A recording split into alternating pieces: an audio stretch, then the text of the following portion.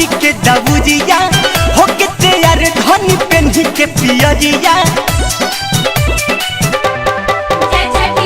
सेवया नरवा से भरी के दबुजिया हो के तैयार धनी पेन्ही के पियरिया रहे ध्यान न भूलैहा हो रहे ध्यान न भूलैहा हो पतई पा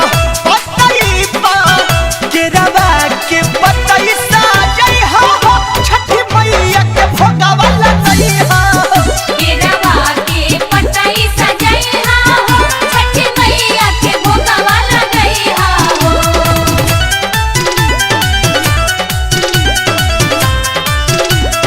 जय जय जय जय छठी माँ।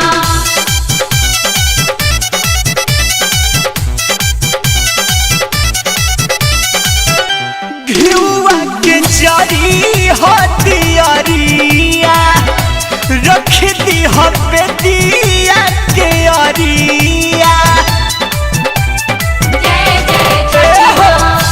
घिउवा के जरी हो दियरिया रख दी हो बेदिया के अरिया गैया के दूधवा मंगैहा हो गैया के दूधवा मंगैहा हो पतई पा पनवा के पतई साजैहा हो छठी मैया के भोगवा लगैहा हो केरवा के पतई सजैहा हो छठी मैया के भोगवा लगैहा हो।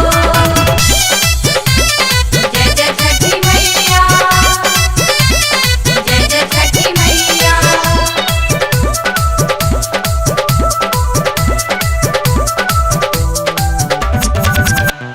करबू जे मन से पूजाई हो माई देह मना सा पुराई हो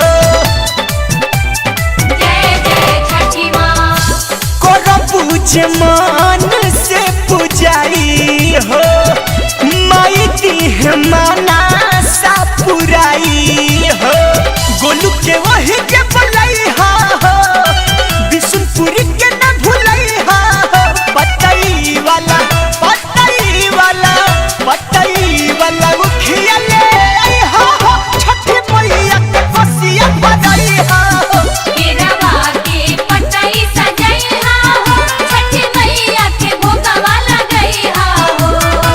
सेवया नरवा से भरी के दबुजिया हो के तैयार धनी पेन्ही के पियरिया रहे